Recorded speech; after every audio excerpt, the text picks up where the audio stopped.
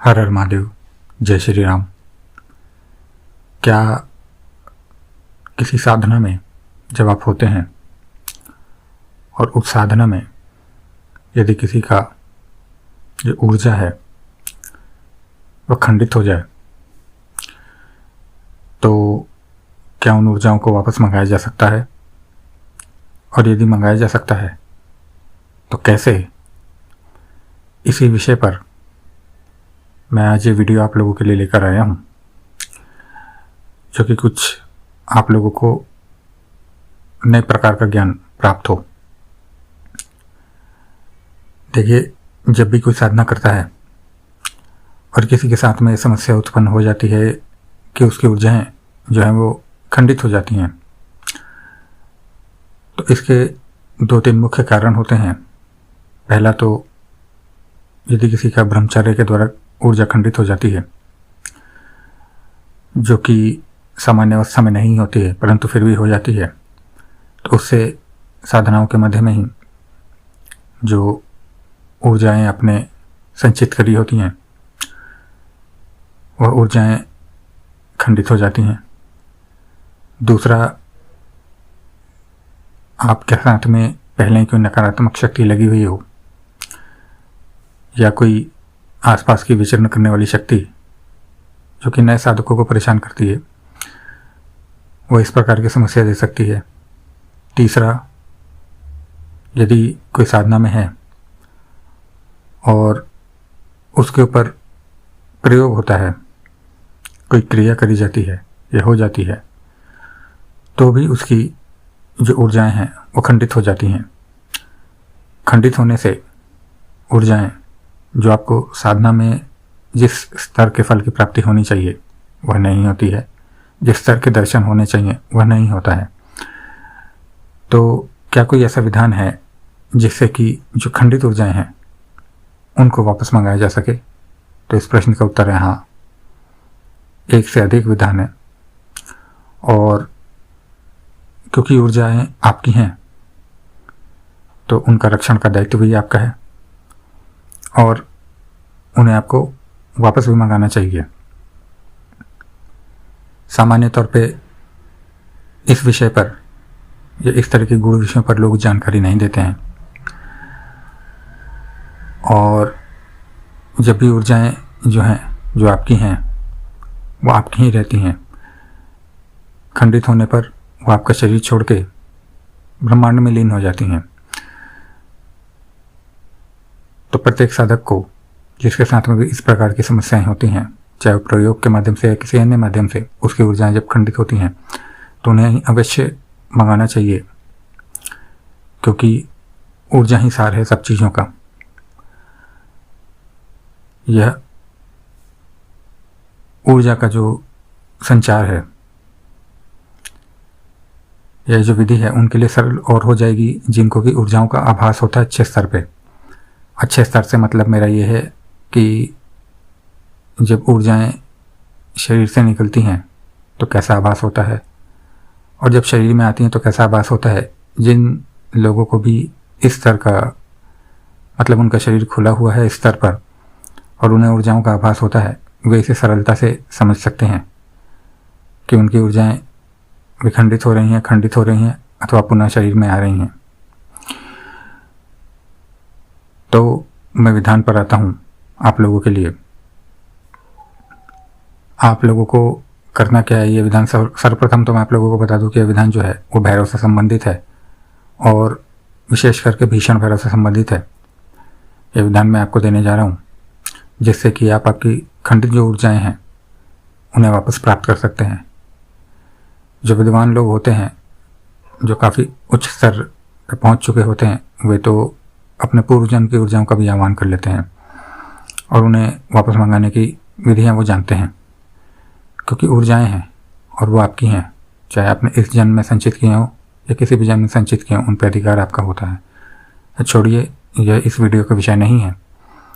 मैं विषय तक ही इस वीडियो को केंद्रित रखता हूँ और आप लोगों को बताता हूँ कि खंडित ऊर्जाएं आप लोग कैसे मंगा सकते हैं। जैसा कि मैंने बताया, ये जो विधान है ये भीषण भैरव से संबंधित है।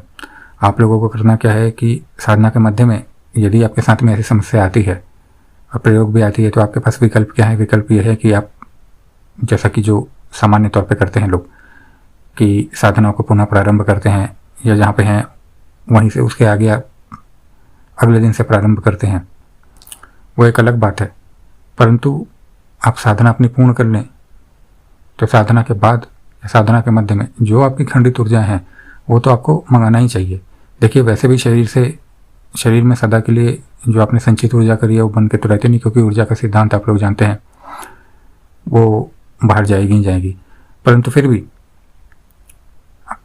जो अपनी खंडित ऊर्जाओं को पाना चाहते हैं या जिनको मिलता है, उन लोगों को क्या करना चाहिए कि जब भी उनको वापस बुलाना है या वापस प्राप्त करना है, तो जब भी खंडित होती है उसके अगले दिन आप लोग स्नान इत्यादि करके अपने घर के मंदिर में ही इस विधान को कर सकते हैं। और इसमें किसी दिन का महत्व नहीं है, जो महत्व है मैं वो बताता हूँ आपको। आप लोगों को करना क्या है, यह प्रयोग, क्षमा करिएगा, यह जो विधान है यह आप लोगों को रात्रि में करना है। रात्रि में इसमें समय का बहुत विशेष महत्व है कि आप लोगों को 11 बजे रात को इस प्रयोग को, क्षमा करिएगा मैं प्रयोग बार बार कह रहा हूँ, 11 बजे रात्रि को इस विधान को आप लोगों को करना है। और 11 बजे का अर्थ ये है कि 11 बजे से ना 1 मिनट पहले ना 1 मिनट बाद में। 11 बजे का मतलब 11 बजे आप लोगों का जो प्रथम जो मंत्र है वह शुरू हो जाना चाहिए। इसमें आप लोगों को कोई भी जो है वो गणेश जी के मंत्र या पहले इससे कोई भी माला करने की आवश्यकता नहीं है। आप लोगों को करना क्या है कि एक पात्र में आप लोगों को जो यंत्र है भीषण भैरव का वह बनाना है। वह भीषण भैरव का कोई भी यंत्र हो सकता है, चाहे वह सामान्य यंत्र हो जो कि पूजन इत्यादि में प्रयोग होता है, यह वह, या फिर जो जटिल उनके यंत्र होते हैं वह हो, कोई भी एक यंत्र हो आप भीषण भैरव को बना सकते हैं। पात्र में सिंदूर से यह यंत्र बनेगा और उसके ऊपर आप लोग थोड़े से कच्चे चावल जो हैं उस यंत्र के ऊपर स्थापित करेंगे। और आप लोगों को संकल्प लेना है, संकल्प आप लोगों को लेना है कि आपकी जो खंडित ऊर्जाएं हैं वो आप लोगों को वापस से प्राप्त हो। और यह संकल्प आप लोगों को गंगा जल से लेना है, और सामान्य जल नहीं, गंगा जल से लेना है, और उस चावल के ऊपर आप लोगों को छोड़ देना है। और जैसा मैंने बताया, ठीक 11 बजे से आप लोगों को मंत्र जो है उसके जाप करने हैं। आपकी दिशा जो है वह उत्तर रहेगी, माला रुद्राक्ष की रहेगी, और आप लोगों को जाप प्रारंभ करना है। कितना जाप करना होता है इसमें, इस मंत्र का 101 माला आपको एक बैठक में करनी होती है इसकी मंत्र की। और आपकी जितनी भी खंडित ऊर्जा हो